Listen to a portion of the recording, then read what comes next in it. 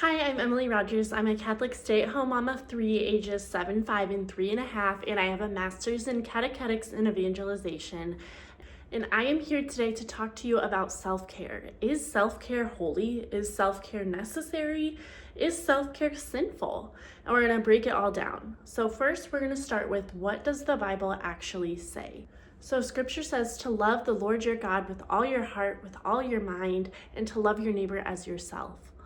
So if we're loving with a love that is true, we need to love ourselves a lot.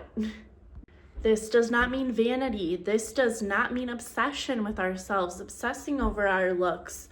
We are to have an ordered love for ourselves. So when you're depleted, when you're exhausted, when you're running on empty, that doesn't make you holier.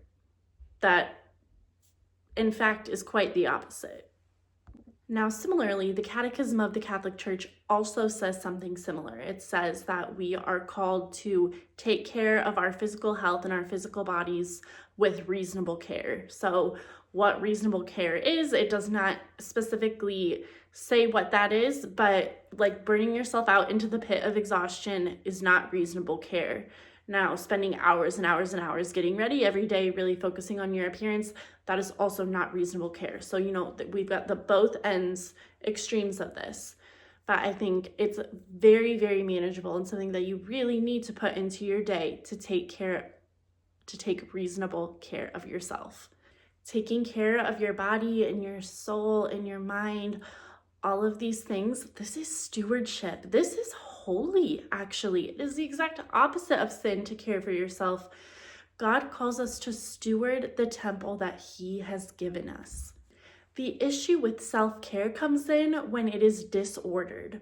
So we have to look at disorder or stewardship. So if your self-care is replacing God, if it is really pushing vanity, then it is disordered, and that's not what God has designed us for. But going for a walk, taking 10 minutes in prayer, buying good quality products that are going to improve your health, those are all things that are stewarding your body, stewarding the body God gave you. That is completely within order, exactly what God is calling you to.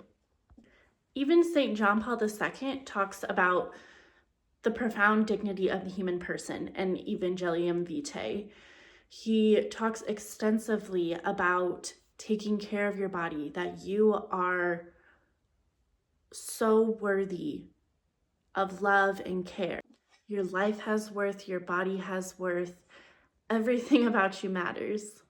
But somewhere along the way, Christian moms were taught this lie. We were taught, if we keep going, we're holy. If we're last, we're holy.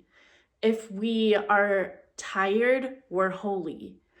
All of these things, like pushing ourselves more and more and more, doing and doing, showing your love is exactly how you are supposed to serve those closest to you. But you are not going to be able to sustainably serve your family if you are constantly burning yourself into the ground. The goal of self-care is not overindulgence. The goal is strength, clarity, and presence, so that way you can show up better for your family. So if you're a mom who's feeling invisible, overwhelmed, spiritually dry, I have created a resource called The Unraveling, and it has a guided prayer in it. It has some tips and tricks for being able to take control of your home, organizing it, coming up with some schedules. I have some templates in it.